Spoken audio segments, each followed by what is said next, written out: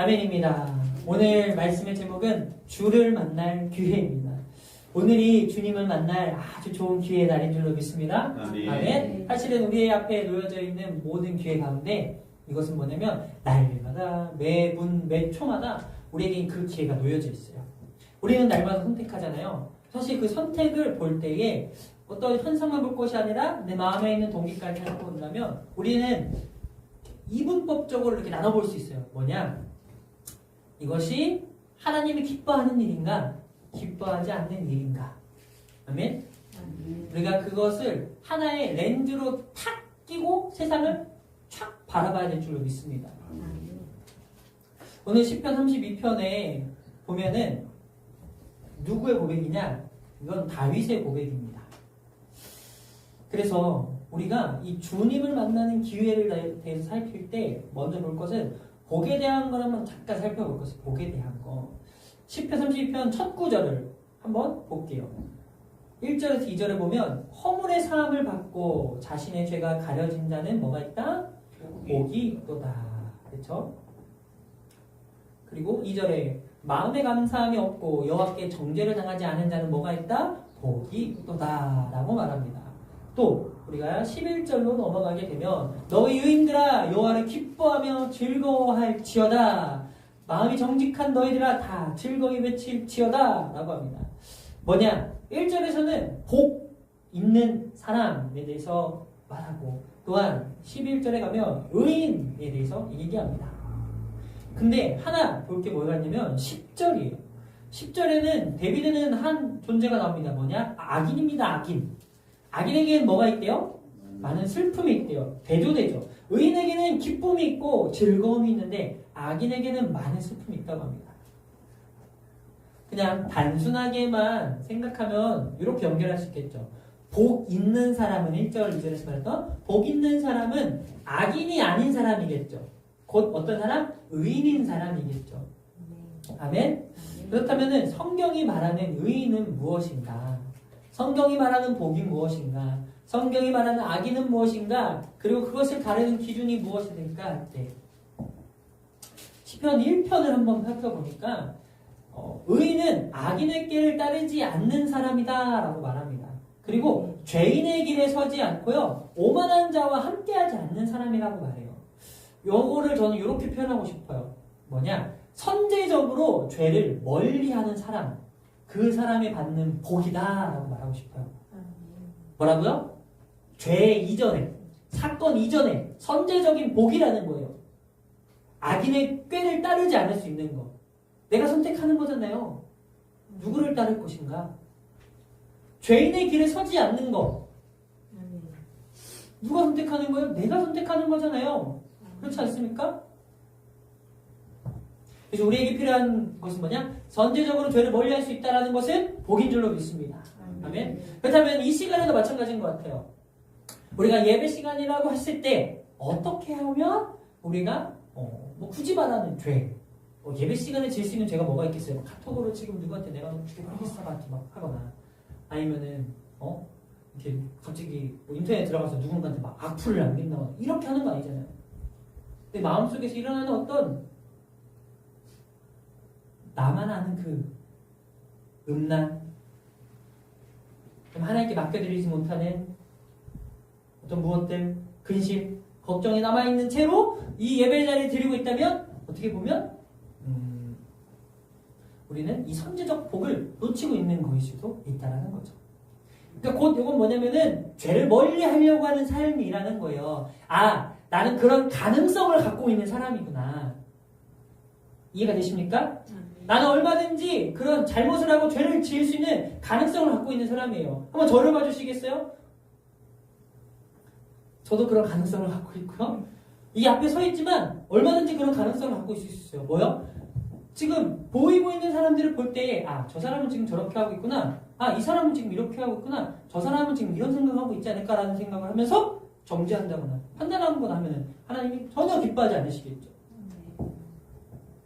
저도 해야 되는 건 뭐예요? 선제적으로 이것을 경계해야지. 나는 얼마든지 그럴 가능성이 있는 쇳덩어리의 사람입니다.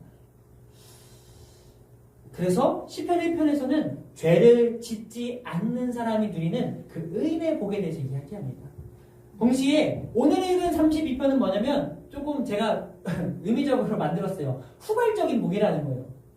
왜 후발적이냐? 죄를 지었으나 용서받은 삶이라는 거예요.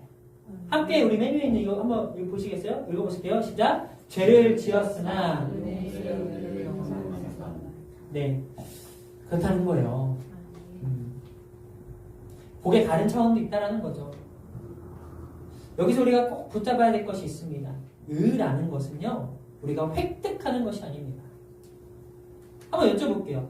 우리 장로님, 지금 이 순간에 내가 예배 자리에 있는 이 자리에서 내가 과연 하나님께 의롭다 여김 받을 수 있는 자격과 조건을 갖추고 계신 것 같아요? 사실 이렇게 물어보면 누가 네라고 또 믿음으로 네 하라고 하셔도 돼요. 네. 우리 이동건 집사님은 어떠세요? 내가 지금 하나님 앞에 떳떳하다. 나 정도면 은혜 받을 만하지라고 어떻게 말할 수 있을까요? 혹시 나의 그 자격 없음에 대해서는 무슨 말인지 이해하시죠? 그쵸? 근데 나를 이 자리에 부르셨다는 건 뭐예요? 하나님의 뜻이 있다라는 거예요. 우리는요, 우리가 용서받은 죄인이라는 걸 기억해야 돼요. 예수님의 십자가 사건은 시간을 초월하는 사건입니다. 우리는 용서받았어요. 우리를 의롭다 여겨주셨어요. 결국 우리의 의라는 건 뭐예요? 따라해봅시다. 여김받음. 여겨주시는 거라는 거예요. 그래서 시편의 1편에서 선제적으로 죄를 멀리할 수 있는 그 의인의 복도, 그리고 용서를 받는 거, 그 복도 결국 누가 주시는 거? 하나님이 주시는 것일진데 하나님이 여겨주시는 은혜라는 것입니다. 곧 뭐요? 내 힘으로는 이룰 수 없고 하나님의 함께 하심이 아니고서는 가질 수 없는 받음, 여긴 받음이라는 것입니다. 죄에 있어서요, 근데 재밌는 게 아니요, 재밌다? 무섭다라고 말해야 될 것 같아요.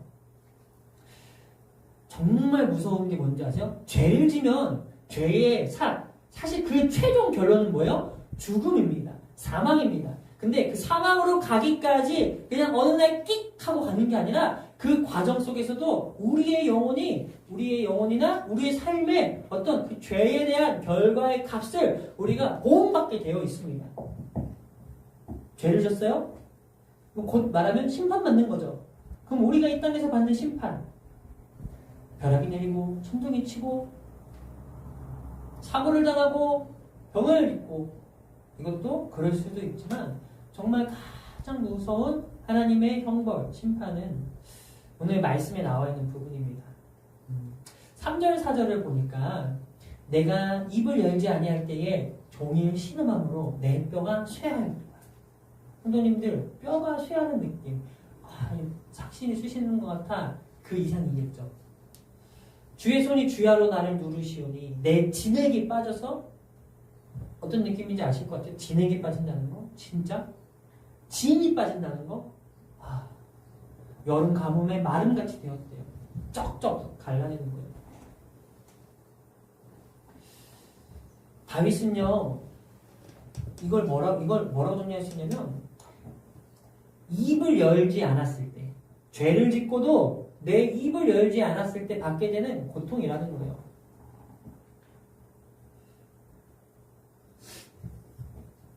다윗은 어떤 죄를 졌어요? 바세바의 그 간음, 또 우리아의 죽음. 그러나 다윗은 그 죄를 지었지만 그 죄를 덮으려고 했어요. 인정하지 않으려고 했어요.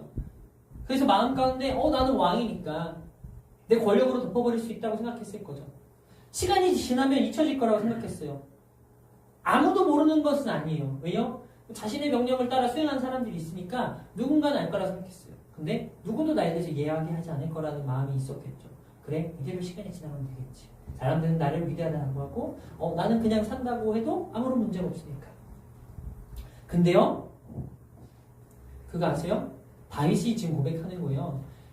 자신의 죄에 대해서 침묵하기 시작하니까 그는 종일 신음하기 시작했고, 내 뼈가 쇠하고 진액이 빠져나가서, 마치 진액이 빠져나가니까 여름에 있는 그 가뭄, 우리나라의 가뭄 수준이 아닌 거예요. 중동 지역의 가뭄이에요. 안 그래도 건조한 그 땅에 그 마름같이 되었다라는 거죠. 그런 생각을 해봤어요. 제가 이제 예전에 교회에 있을 때 이제 교회를 위한 열심과 사랑이 있었을 때 이제 저와 전혀 상관없는 자격증을 몇 개 취득한 게 있어요. 그 중에 하나가 뭐냐면은 그 엘리베이터 관리자 자격증을 땄어요. 그 건물이 엘리베이터가 있기 때문에 누군가 그걸 하기 때문에 그래서 가서 교육받고 뭐 하고 다 해서 갱신하고 했거든요. 근데 지금은 이제 갱신을 안 해서 이제 잠들어 있죠. 또 하나가 뭐가 있냐면은 화재 안전 관리자라는 게 있어요. 이것도 잠들어 있는데 이거 살리면은 어디다 이름 빌려주면 그래도 얼마라도 받을 수 있는. 그런데 그 화재 안전 관리자를 하면서 뭐가 있냐면은 이제 뭐가 있냐면 그 화재 경보 따르르르 하는 거 있잖아요. 그게 오작동을 정말 많이 해요. 기술이 이렇게 좋아졌는데도 불구하고 시공상의 문제이든 아니면 기계의 결함이든 아니면 환경, 습도 뭐 어떤 것 때문에라도 오작동이 일어날 수 있는 거는 이거 뭐 어떻게 할 수가 없다라는 거예요. 그래서 뭐 하냐면 가끔 새벽에 자고 있는데 막 배를 울려요. 그럼 어떻게 해요? 막 뛰쳐나가요. 저는 이제 교회에서 이제 사찰 이제 청년처럼 지냈으니까 제가 교회에 없어도 무조건 저한테 전화가 오는 거예요. 어디에 있든 뭘 하든 상관없어. 선교를 나갔든 뭐 하든 상관없어. 그냥 무조건 저한테 연락이 오는 거예요. 그럼 어떻게 해야 되냐고. 이렇게 저렇게 알려주죠. 그런데 뭐 하나만큼은 안 하려고 했냐면은 제일 쉬운 게 뭐냐면 거기에 그 전원을 그냥 꺼버리는 거예요. 그러면요 오작동 하든 말든 상관없어요. 그냥 안 울려요.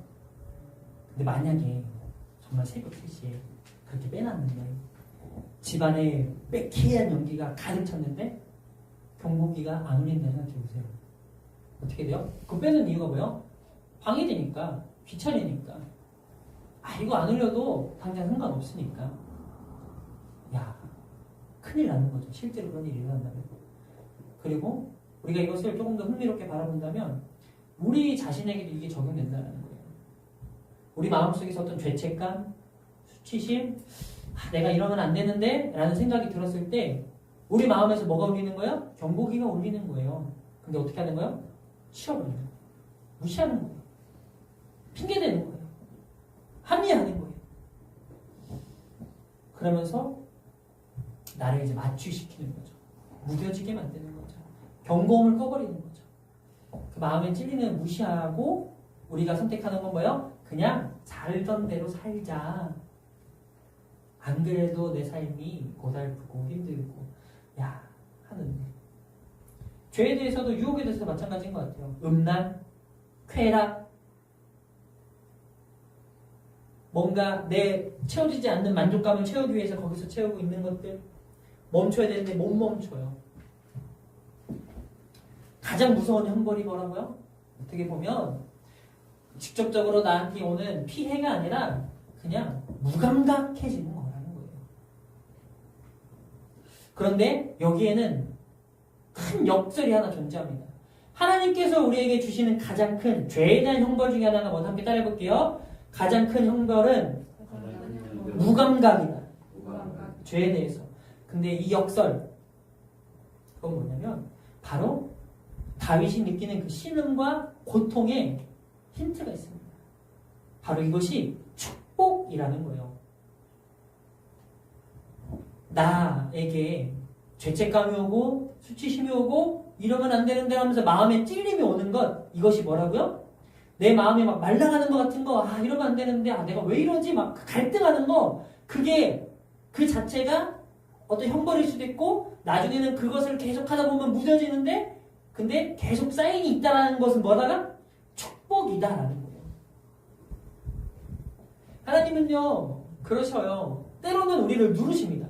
다윗이 4절에서도 말해요. 하나님이 나를 누르신다고.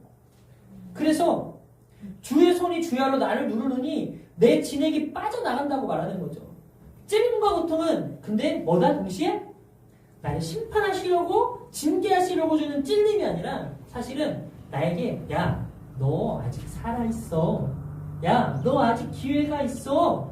그러니 나를 의식해. 그러니 돌이켜. 하나님이 아직 나를 붙들고 계시다라는 명백한 사인이라는 것입니다. 그것은 축복이에요. 그래서 우리를 마치 스올에서 건져 올리는 것과 같은 그런 축복이라는 것입니다. 하나님의 자비의 압박인 거예요. 프레싱. 막 우리를 밀어붙이시는 거예요. 야, 우리 기자, 너 지금 부담스럽지? 너도 어떻게 될지 모르겠지? 하는 거예요. 근데 내버려 둔다는 거. 영적 무감각. 죄에 대해서 어떤 아무 반응도 일어나지 않는다는 거. 그것이 가장 무서운 심판이라는 것을 기억하시기 바랍니다.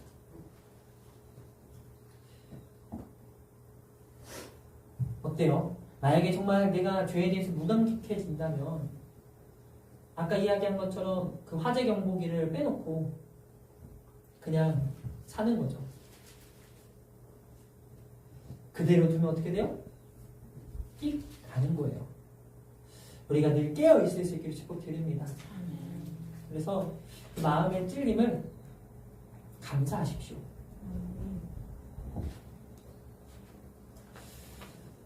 그리고 이제 우리가 해야 되는 것은 뭐예요?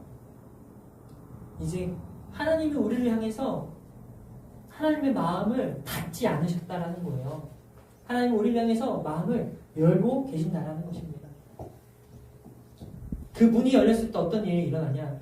다윗은 시편의 고백을 통해 이렇게 얘기합니다. 아까 말한 것처럼 1절에 그 복이 있도다 하잖아요. 이 복이 있다라는 것은 이제 감탄하는 거예요. 감탄하는 거. 오! 얼마나 행복한가 이 시적인 표현이거든요. 자, 얼마나 놀라운 복인가 이렇게 놀라는 거예요. 그래서 이 시편 32편은 아까 말한 대로 복은 죄를 지었으나 용서받은 죄인이 받게 되는 복이라고 했죠.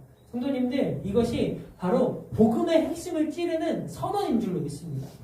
여기에서 봐야 되는 건 이제 죄에 대한 어떤 세 가지의 단어의 정의예요.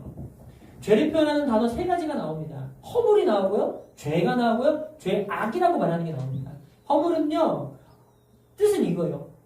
왕이신 하나님의 주권에 고의적으로 저항하는 거예요. 경계선을 알면서도 넘어가는 거예요. 애들이 그러잖아요, 애들이.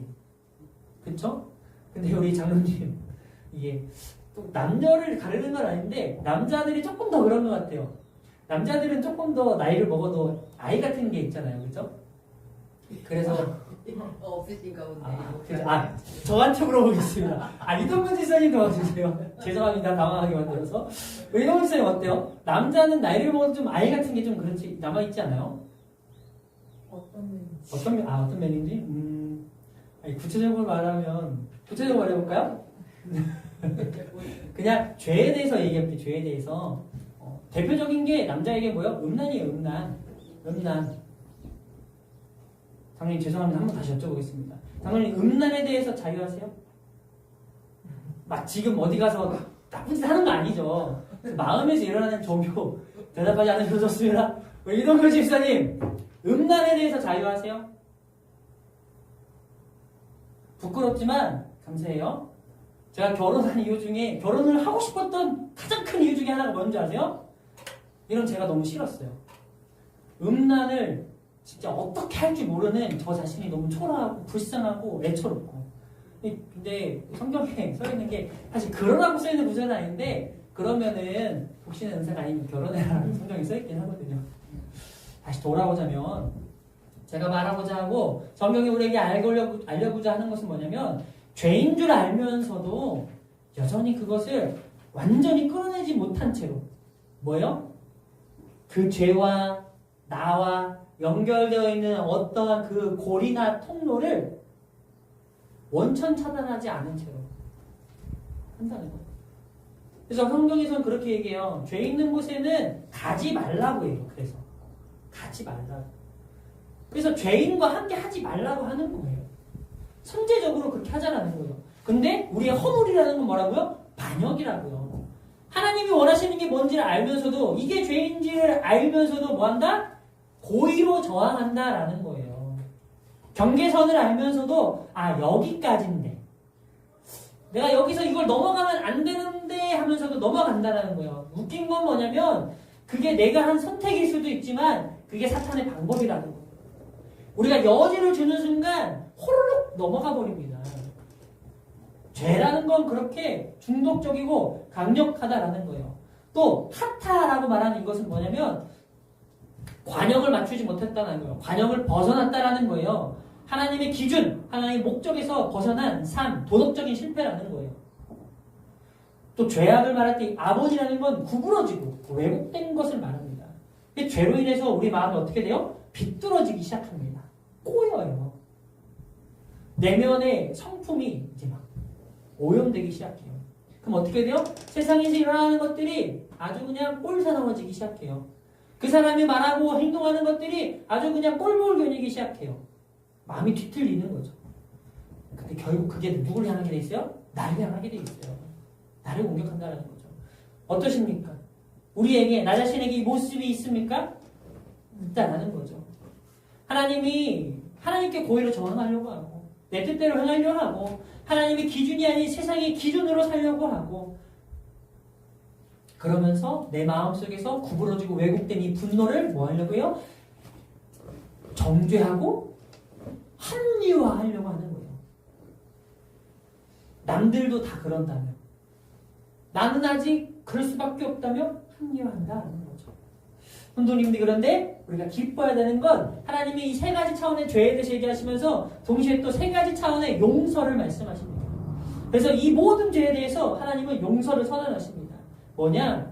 사함을 받고 라는 거예요. 사함을 받고, 그리고 가려진 정죄당하지 않음을 통해서 하나님이 용서하신다라는 거예요. 사함을 받는다라는 것은 무거운 짐을 들어 올려서 멀리 옮겨준다는 거예요. 저한테 만약에 진짜 막 100kg 무거운 200kg 되는 돌덩어리를 옮기라면 저 혼자 할 수 있어요? 못 옮겨요. 그럼 누가 하신다? 하나님 옮겨주신다라는 거예요. 마찬가지로 우리에게 있는 죄에 대해서 지은 그 무거운 형벌, 책임, 그 짐을 어떻게 하신다? 짐을 어떻게 하신다? 하나님께서 대신 들어 옮겨주신다라는 거예요. 그런데 왜 우리는 그 짐을 계속 스스로 지려 하는가라는 거예요. 하나님께서 옮겨주실 줄 믿습니다. 사함을 받는다라는 건 그런 거예요. 내가 반역했을지라도, 하나님께 고의로 그랬을지라도, 조건은 뭐예요? 하나님께 나아가면, 마음을 열면, 고백하면, 돌이키면, 아멘. 그리고 가려진, 덮어서 보이지 않게 한다는 거예요. 하나님의 거룩한 눈앞에서 거룩하지 않은 우리가 서면 우리는 소멸당해야 돼요. 하나님 어떻게 해요? 하나님 눈을 가려주신다는 거예요. 그래서 우리의 것을 완전히 덮어주신다는 거예요. 이것은 마치 뭐예요? 우리 옷을 벗겨주시고 하나님의 거룩한 새 옷으로 입혀주신 것 같은 거죠. 그리고 정죄를 당하지 않는다라는 것은 이거는요, 찾아보니까 일반적인 용어가 아니라 상업 용어더라고요. 경제적인 용어. 이거 언제 쓰냐면 장부에 쓰는 용어더라고요. 장부에 기입하다, 또 계산해 놓다 이런 건데, 자, 그래서 정죄당하지 않는다 그러면은 장부에 기록하지 않는다라는 거예요. 지워버린다라는 거예요. 죄라는 것은요, 반드시 거기에 대한 값이 생기기 마련입니다. 하나님 그러면 우리한테 그 죄값을 청구하지 않으시겠다라는 거예요. 하나님 우리에게 그 죄를 장부에 기록하지 않으시겠다라는 거예요. 근데 이건 뭐예요? 이 하나님께서 우리에게 하신 이 완벽한 용서는 우리의 힘으로 우리의 공로로 되는 것이 아니라는 거예요. 그래서 다윗 31편에서 이 후발적인 용서, 은혜, 복이 있다라는 거죠. 죄 지은 우리가 받을 수 있는 이 복은요, 우리의 공로로 오는 것이 아니기 때문에 하나님이 이것이 참 복이라고 말씀하고 계십니다. 왜요? 이 모든 것은 십자가에서 이루어졌기 때문인 줄로 믿습니다. 우리의 죄가 예수 그리스도에게 전가되었고, 그분이 하나님의 손에 예수 그리스도께서 누르셨고, 십자가에서 진흙이 마르시듯이 피를 쏟아. 그래서 우리는 예수님께서 그 십자가에서 누구도 정죄하지 않으심을 통하여 이제는 우리는 정죄함 없이 하나님의 은신처로 들어갈 수 있게 된 줄로 믿습니다. 그렇다면 우리는 어떻게 이 복 안으로 들어갈 수 있는가? 5절이 그 문을 보여줍니다. 5절에 보면 내가 이르기를 내 허물을 여호와께 자복하리라 하고 라고 합니다. 뭐한데? 내 허물을 주님께 자복하겠대요. 그리고 내 죄를 아뢰겠대요. 내 죄악을 숨기지 아니하겠대요. 하나님한테 반역하고 하나님한테 고의로 그러고 하나님을 속이고 하나님께 선 넘었던 그것을 내가 고백하겠대요. 다윗이 한 게 뭐냐? 죄를 야다했다라는 거예요. 알렸다라는 거예요. 숨기지 않았다라는 거예요. 여기에는 거룩한 역설 곧 뭐냐? 내가 나의 죄를 가리지 않자. 하나님은 내 죄를 가려주셨고 내가 하나님께 대하여 나의 죄를 열어놓는 순간 하나님이 그 죄를 알고 보고 들고 계셨다라는 거예요. 그러면서 어떤 단어가 나냐면 곧이라는 단어가 나옵니다. 곧이라는 건 뭐예요? 즉시 즉각적으로 내가 하나님 앞에 나의 죄를 자복하는 순간 우리는 뭐한다? 사함을 받는다라는 거예요. 시간차가 존재하지 않는다라는 거예요. 하나님 우리를 용서하는데 기다려주시지 않고 바로 우리를 용서해 주신다는 거예요. 아멘? 아멘? 아멘. 6절은 그래서 고백합니다. 이로 말미암아 모든 경건한 자를 주를 만날 기회를 얻어서 주께 기도할지라. 아멘. 주를 만날 기회가 언제라고요? 상황이 좋아졌을 때가 아니라 모든 때가 준비되었을 때가 아니라 죄를 깨달았을 때라는 거예요. 내 마음이 눌릴 때, 양심이 찔릴 때, 그때가 언제? 바로 주님을 진짜 생명의 주님으로 만날 기회라는 것입니다. 아멘. 그런데 성도님들, 우리가 이 회개에 대해서 계속 반복해서 말하는 것은 이거예요. 회개는 사과가 아니라 방향의 전환이라는 거예요. 그래서 회개에 대해서 확실하게 될 거 뭐예요? 단순한 행동의 변화도 아니라는 거예요. 내가 이렇게 했으니까 이제는 저렇게 해야지, 반대로 해야지, 맞는 말입니다. 그게 전부가 아니라는 거예요.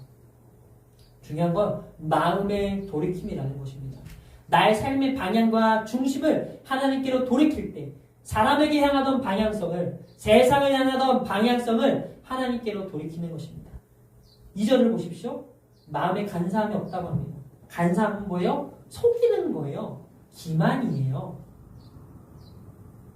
하나님과 나 사이에서 뭐 한다? 죄를 숨기는 거죠. 속이는 거죠. 그러나 이제는 어떻게 한다? 숨기거나 변명하지 않는 정직하고 투명한 상태가 되겠노라. 하나님께 고백할 수 있게 축복드립니다. 그래서 우리 한번 같이 고백해 볼게요. 저를 따라해 보세요. 진정한 회개의 출발은 영적인 정직성에서 시작됩니다. 아멘. 그래서 성경을 몇 번 읽었냐? 임재 체험을 몇 번 했냐? 헌금을 얼마나 많이 했고 자주 했냐? 옥합을 얼마나 깨뜨렸냐? 이것이 우리의 마음의 간사함을 채워주지 않습니다. 왜요? 그 모든 경건한 행위도요, 그걸 하면서요, 얼마든지 내 마음에서는요, 간사함을 가진 채로 할 수 있기 때문입니다. 그래서 하나님께서는 그걸 한 사람을 용서해 주는 것이 아니라 마음에 간사함을 없는 사람을, 하나님께 솔직한 사람을 하나님은 용서하신다는 거죠. 6절 후반부를 보니까요, 용서받은 자에게 이제 하나님은 또 한편 이렇게 얘기해요. 진실로 홍수가 범람할지라도 그에게 미치지 못한다 라고 말해요. 성도님들, 용서받은 자에게도 홍수는 옵니다. 근데 뭐예요? 홍수가 미치지 못한다는 거예요. 고난은 여전히 있을 수 있지만 그러나 그 고난의 홍수가 나를 덮쳐서 나를 어찌할 수 없다라는 거예요. 7절을 보니까 주는 나의 은신처래요. 참 재밌는 건 3절, 4절에서 하나님은 나를 누르시는 분이셨습니다. 그런데 이제 하나님은 나의 뭐 되신다고요? 은신처. 나를 숨겨주시는 분, 나를 보호하시는 분, 나를 피난처 되시는 분이시라는 거죠. 같은 하나님이세요. 근데 이 같은 하나님이 왜 달라지시냐? 달라진 것은 하나님이 달라지신 것이 아닙니다. 하나님은 똑같이 하나님이신데 바뀐 건 다윗의 자세가 바뀌었다는 거죠. 이제 우리는 그래서 복음의 방식을 배워야 합니다. 하나님은 용서받은 자에게 8절에서 직접 말씀하셔요. 내가 너에게 갈 길을 보이고 너를 주목하여 훈계하겠다고. 이제는요, 하나님께서요, 이 훈계한다, 이걸 조금 봐야 돼요. 번역이 조금 아쉽습니다.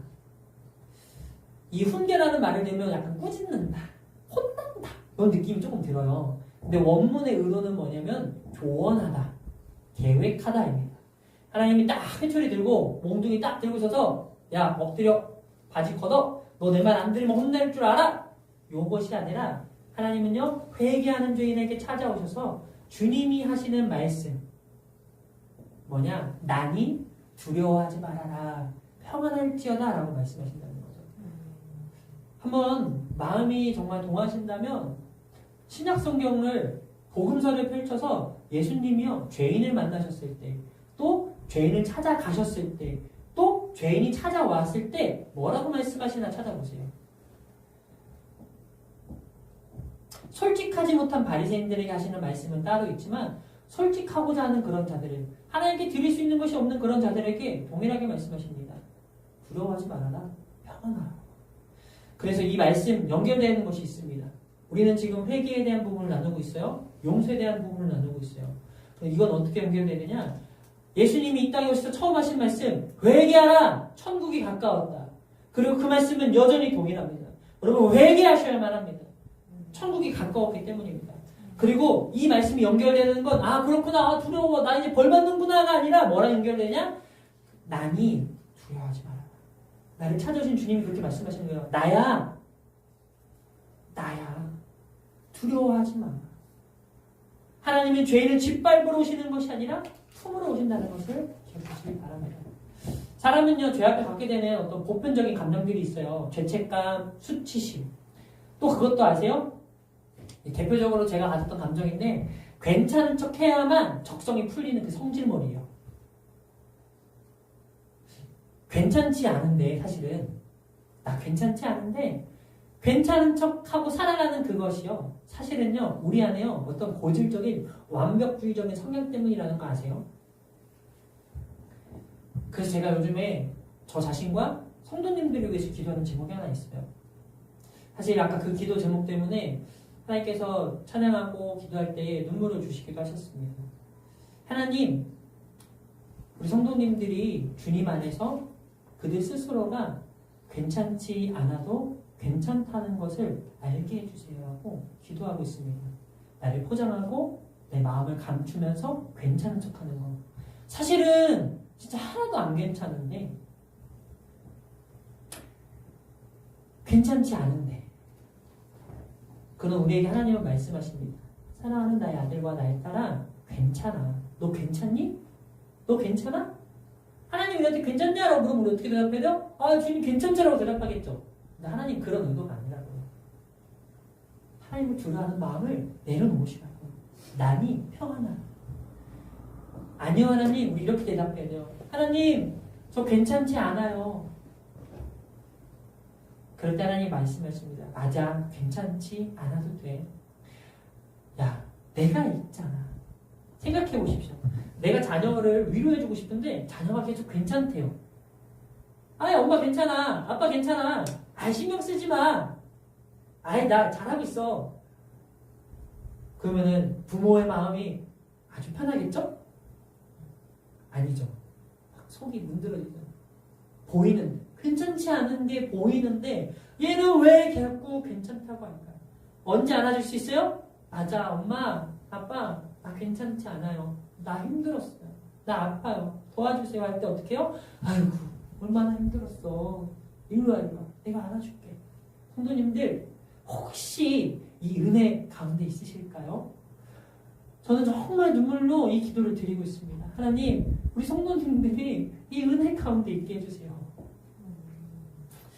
다윗 왕은요 자신이 괜찮기 위해서 자신의 죄인 바세바를 간음하고 한 것을 숨기려고 했고 부하 우리아를 사지로 몰아붙인 것을 감추려고 했어요. 세상의 눈은 피할 수 있죠. 나 스스로에게도 숨길 수 있어요.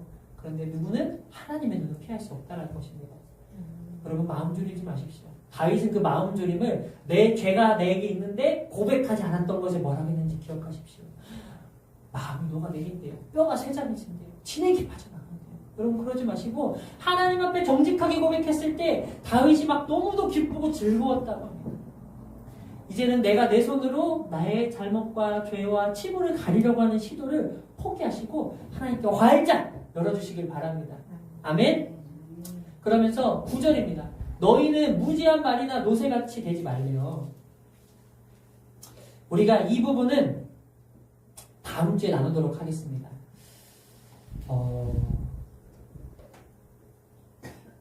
이 부분도 참 중요합니다.